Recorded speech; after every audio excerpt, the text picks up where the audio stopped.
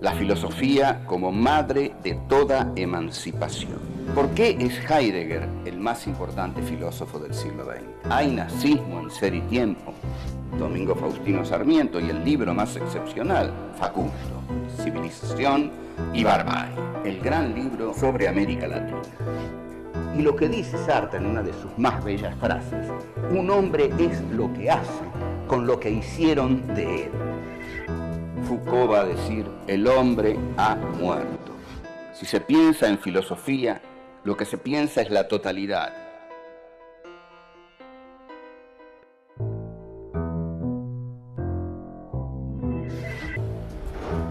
Encuentro 3. Auschwitz y la filosofía. Un nuevo género de barbarie. ¿Qué significa que la razón sea divinizada? ¿El dominio de la razón? La historia, un paisaje de ruinas.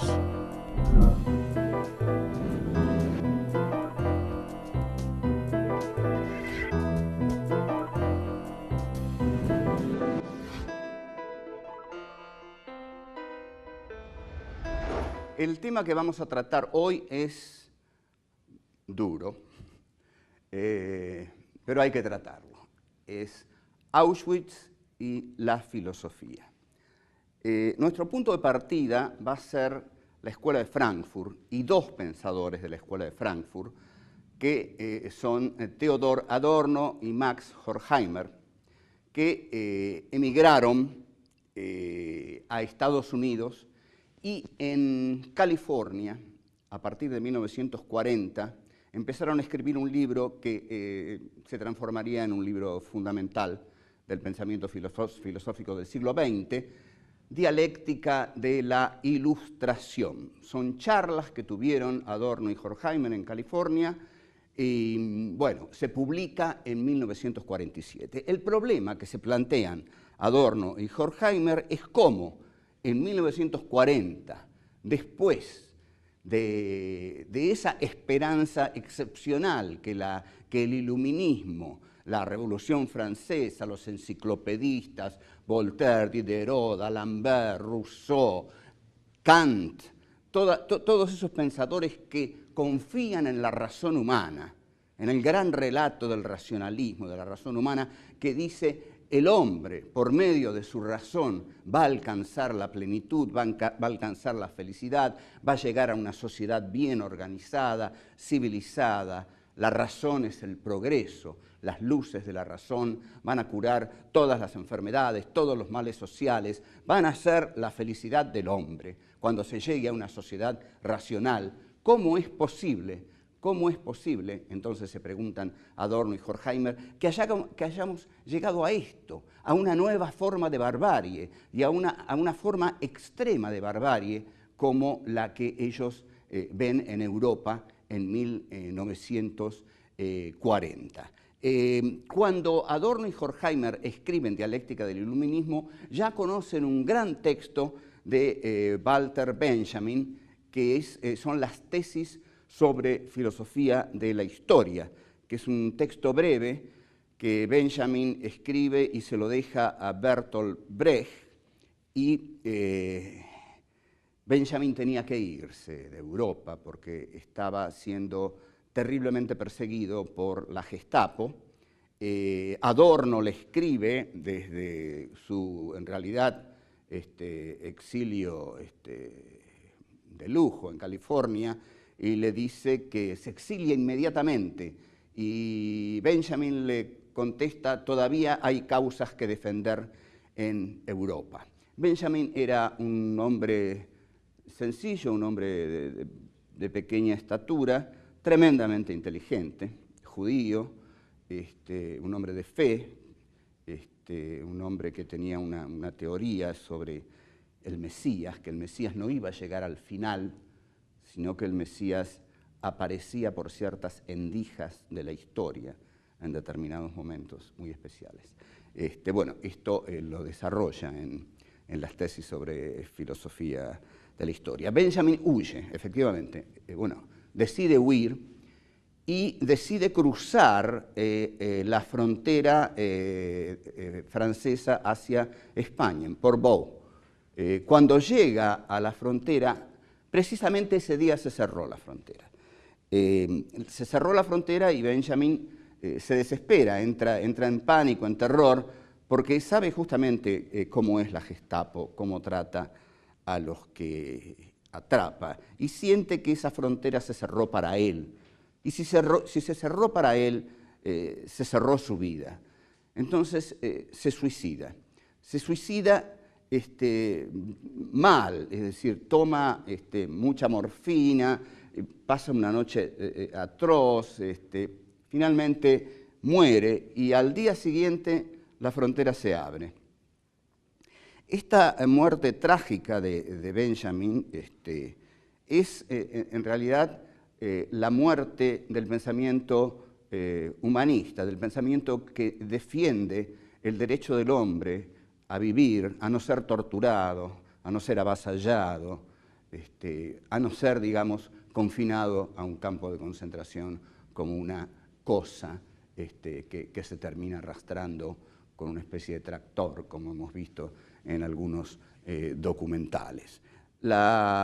Benjamin, entonces, influye mucho en Dialéctica del Iluminismo de Adorno y Horkheimer, quienes no lo citan, sin embargo, quienes no lo citan. Ahora, vamos un poco a Dialéctica del Iluminismo. Lo que plantea Dialéctica del Iluminismo es, bueno, el iluminismo, la razón iluminista, la diosa razón, comienza su despegue con la Revolución Francesa. ¿Qué esperábamos de la diosa razón? Esperábamos la racionalidad en la historia, una historia racional, una historia sin barbarie. Ustedes observen que el colonialismo europeo del siglo XIX se hace en nombre a valores. Por ejemplo, el Imperio Romano, cuando tomaba un territorio, lo tomaba considerando que era el Imperio Romano y que ese territorio tenía la gloria de pertenecer al Imperio Romano.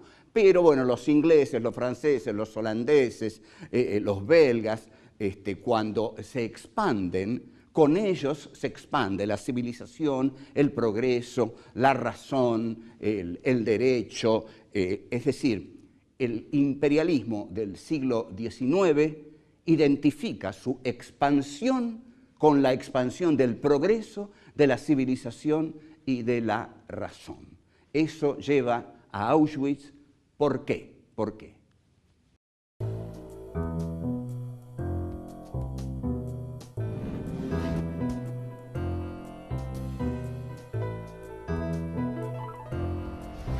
Tengamos en cuenta que con la Revolución Francesa se produce esta divinización de la razón. ¿Qué razón es esta? Es la razón de la burguesía capitalista. Es la racionalidad capitalista que se erige a sí misma como divinidad, es decir, la diosa razón. La diosa razón es la que va a solucionar todo. Incluso a partir de 1831, con el curso de filosofía positiva de Auguste Comte, aparece el positivismo, que es la filosofía que la generación del 80 toma aquí en la Argentina, bueno, para decir que, bueno, aquí está, estos son los hechos han obedecido a un orden racional, acá en el 80 dicen, ha triunfado la civilización, han triunfado las ideas, ha triunfado el progreso, y a lo largo de todo el siglo XIX, ahí donde entra Europa, entra el progreso, entran las ideas, entra la racionalidad. Entonces, este culto a la razón, ¿por qué ha provocado tantas monstruosidades?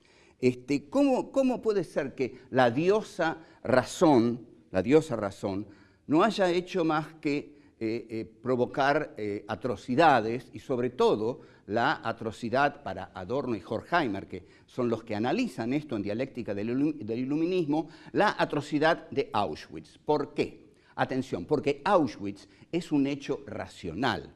Generalmente se usa un esquema absurdo con el análisis del hitlerismo. Se dice que fue un hecho irracional. Esa irracionalidad del hitlerismo, no, ese no fue un hecho irracional, fue un hecho de la razón humana. el hitlerismo, fue la aplicación de lo que Adorno y Horkheimer llaman la razón instrumental, es decir, una razón, instrumento para dominar a los hombres. Incluso cuando Eichmann es juzgado en Jerusalén, Hannah Arendt escribe el mejor de sus ensayos, que se llama Eichmann en Jerusalén, un ensayo sobre la banalidad del mal. ¿Y qué es la banalidad del mal? La banalidad del mal es el mal burocrático, el mal racional. En la película Garage Olimpo se vio que cuando los torturadores entraban a la ESMA, fichaban, ponían la tarjetita y fichaban. Es decir, era un trabajo burocrático como cualquier otro trabajo burocrático. Es decir, la tortura es burocrática, es un empleo el de torturador.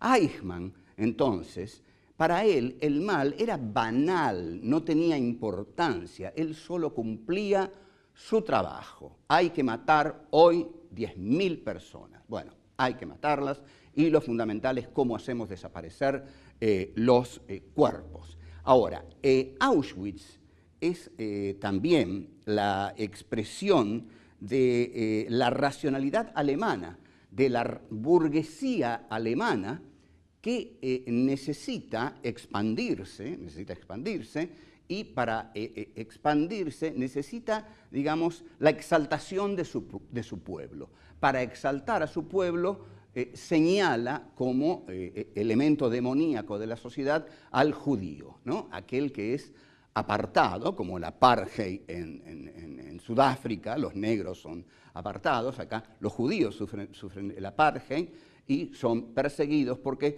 son los que se van a devorar a Alemania. El racismo alemán tiene una característica notable con respecto al judío. No lo mata, no lo desprecia por inferior, como se hace con el negro en Estados Unidos, por ejemplo, sino por superior. Es decir, dicen, los judíos son más inteligentes que nosotros, dicen los nazis, y nos van a robar nuestro país porque son muy inteligentes, hay que matarlos. Este es el racionamiento de un nacionalsocialista. Como el judío es tan inteligente, se van a robar todo el país, van a manejar las finanzas. El ario, y esto lo dice Nietzsche dice, el ario no tiene que ser inteligente, dice Nietzsche, tiene que ser un guerrero. Entonces, digamos, los guerreros de las SS, de las SA, los guerreros alemanes, no quieren ser inteligentes, quieren ser aves de rapiña, quieren ser halcones. Entonces, el judío sí, es inteligente. Walter Benjamin, era muy inteligente, había que perseguirlo, había que matarlo. Y así llevan al campo de concentración, que es un fenómeno racional, manejado racionalmente, con pautas racionales. No se mata a 6 millones de personas sin un esquema racionalmente eficaz. En la película Juicio en Nuremberg le preguntan a alguien que estuvo en Auschwitz si era posible matar a 10.000 personas por día. Y el hombre con gran serenidad dice, sí, claro que era posible. El problema era cómo deshacerse de los cadáveres. Entonces, lo que va a decir otro gran pensador sobre estas cuestiones, que es Michel Foucault, es que la razón de la burguesía capitalista necesita afirmarse negando a la locura y necesita afirmar la sociedad que construye negando a la delincuencia. Por eso construye cárceles y manicomios. O sea, todo esto no es la irracionalidad del hombre. El hombre no es malo cuando es irracional, es malo cuando es racional. Nos vemos.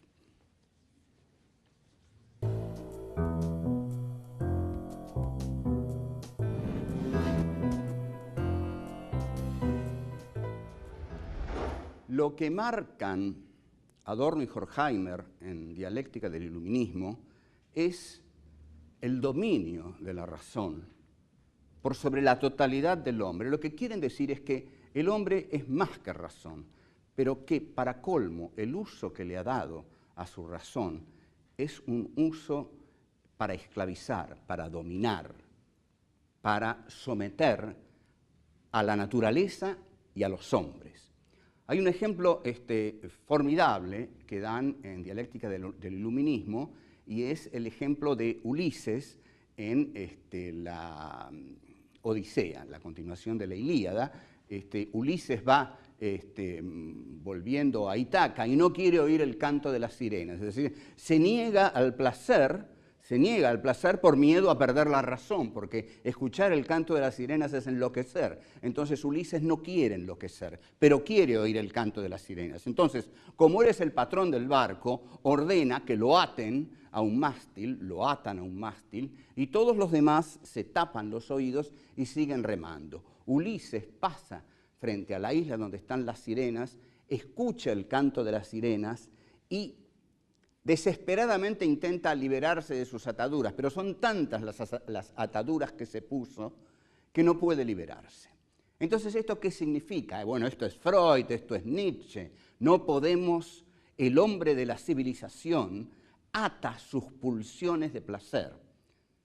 La cultura existe porque nos maniatamos, nos prohibimos nuestras pulsiones de placer. ¿Qué es lo que quiere Ulises? Quiere ir hacia las sirenas, pero ir hacia las sirenas, que es lo que le pide su goce, para utilizar una terminología un poco lacaniana, su goce le pide ir hacia las sirenas, pero su razón le dice: si vas, enloquecerás. Entonces, quiere oír el canto, pero se ata. El hombre de la cultura es, entonces, para Adorno y Horkheimer, un hombre maniatado. Todos nosotros somos hombres maniatados porque queremos la seguridad de la mediocridad cotidiana y no el riesgo de la locura ante el goce descontrolado.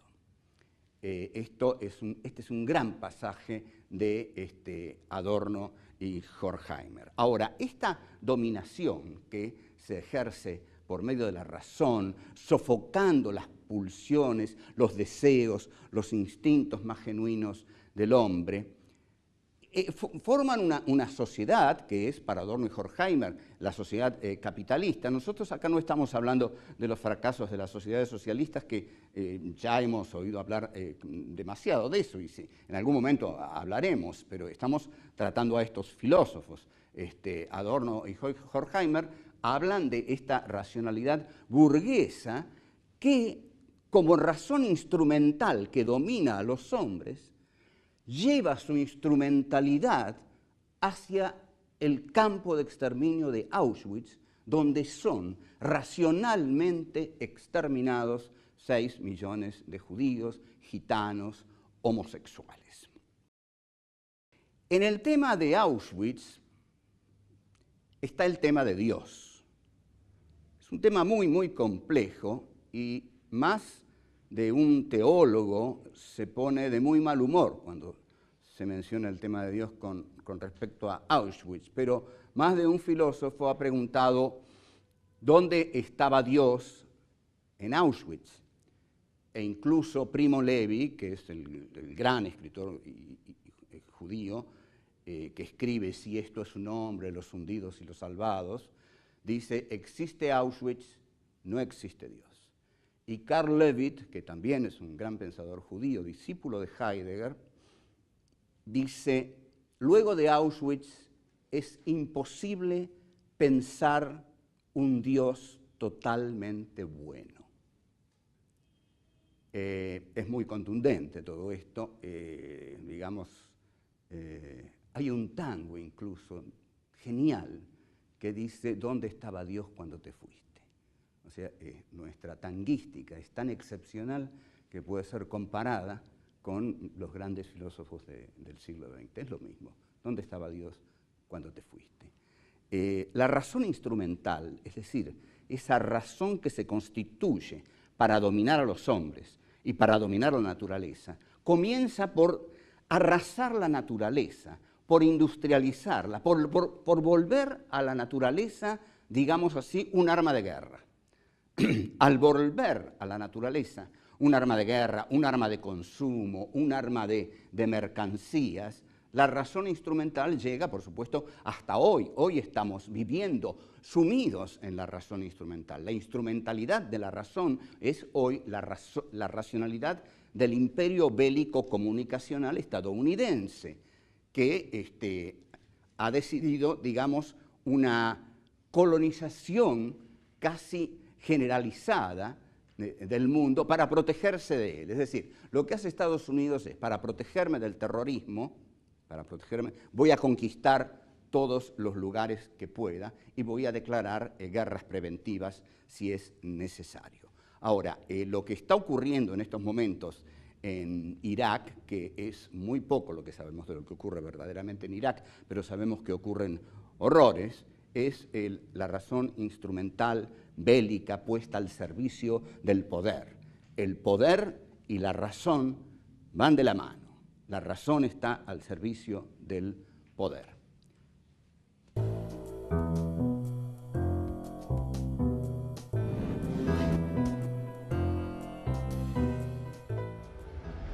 Las tesis que Walter Benjamin le deja a Bertolt Brecht son sorprendentes. El mismo Brecht dice se va a demorar muchísimo en entender estas tesis. De hecho, constituyen una formidable crítica a la dialéctica hegeliana y a la dialéctica marxista. Lo que dice Benjamin es que no hay una racionalidad en los hechos históricos. Que los hechos históricos no responden a una necesidad interna, dialéctica, inmanente, racional, que los vaya sucediendo los unos a los otros.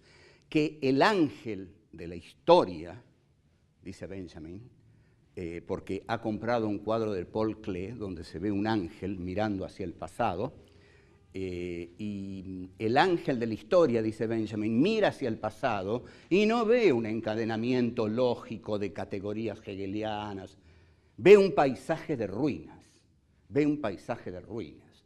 Entonces, no hay dialéctica, hay ruinas.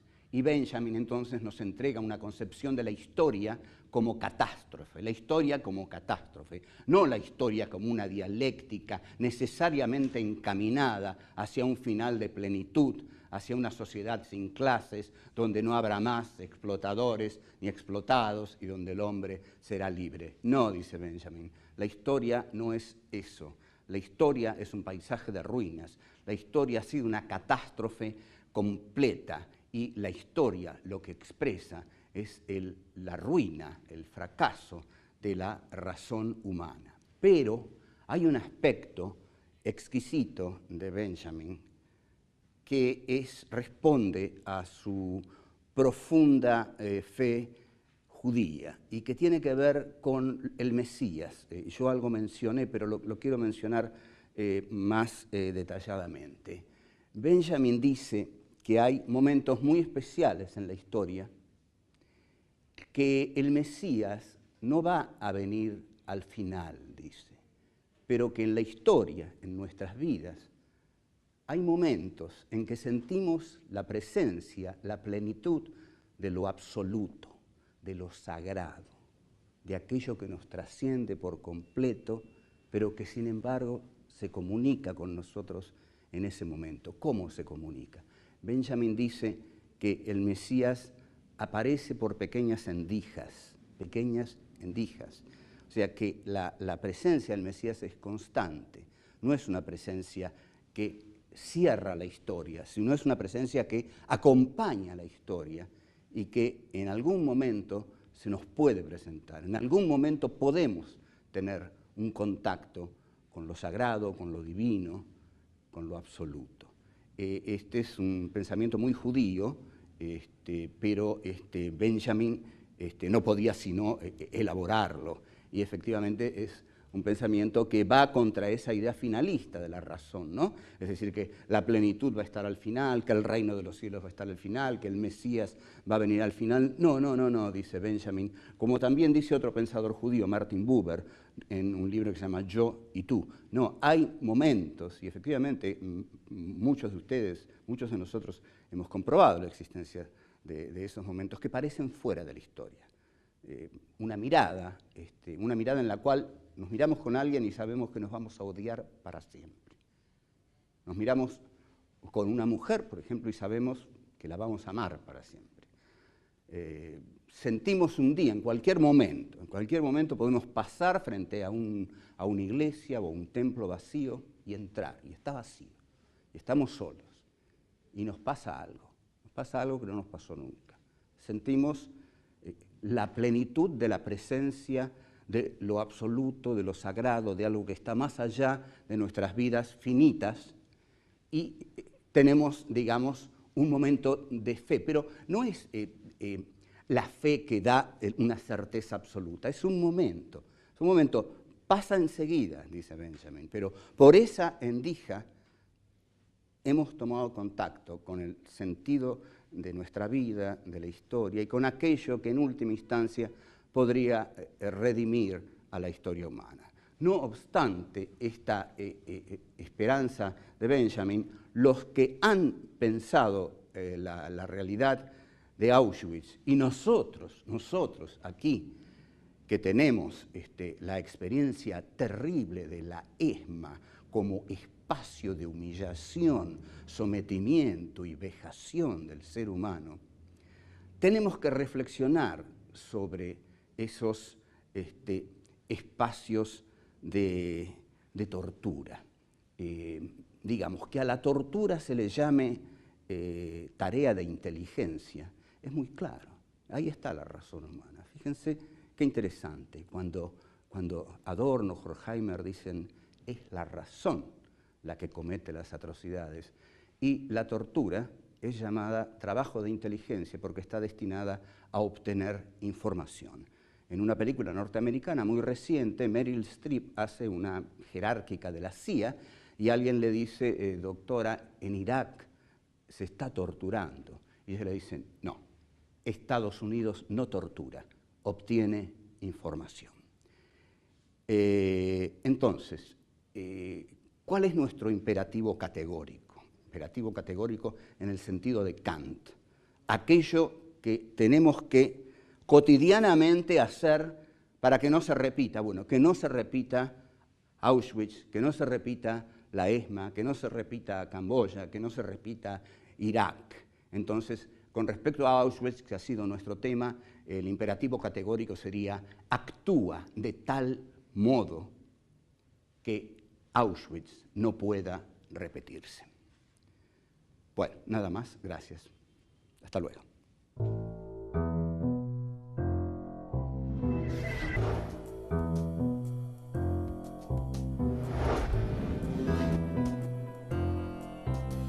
El imperialismo del siglo XIX identifica su expansión con la expansión del progreso, de la civilización y de la razón. No hay una racionalidad en los hechos históricos.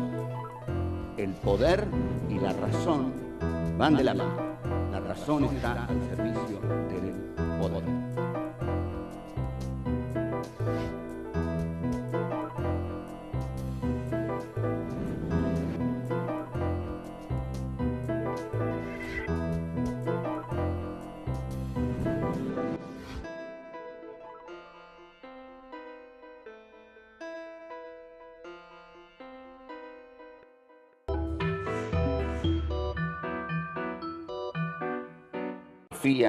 Lo que se piensa es la totalidad.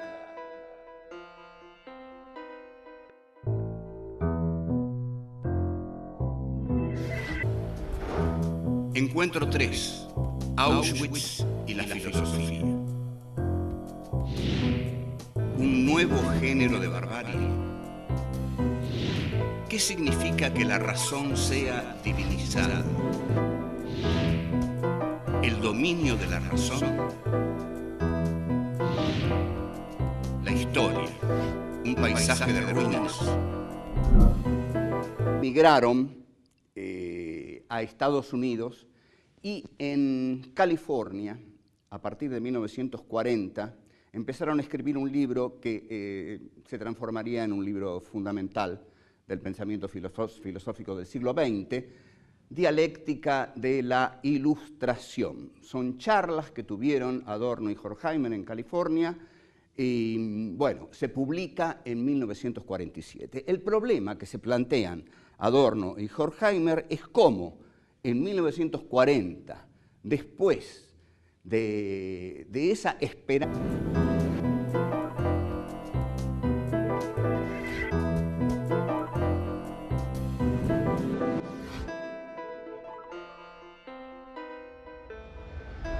El tema que vamos a tratar hoy es duro, pero hay que tratarlo. Es Auschwitz y la filosofía.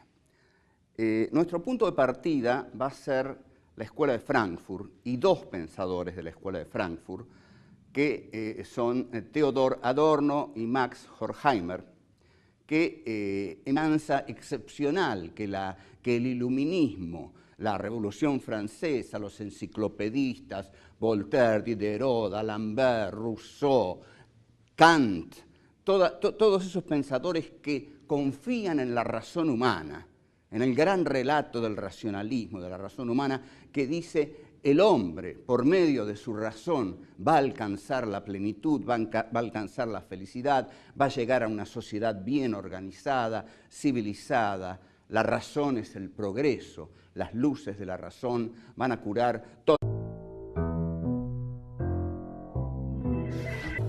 La filosofía como madre de toda emancipación. ¿Por qué es Heidegger el más importante filósofo del siglo XX? Hay nazismo en Ser y Tiempo, Domingo Faustino Sarmiento, y el libro más excepcional, Facundo, Civilización y Barbarie, el gran libro sobre América Latina. Y lo que dice Sartre en una de sus más bellas frases: un hombre es lo que hace con lo que hicieron de él. Foucault va a decir: el hombre ha muerto. Si se piensa en filosofía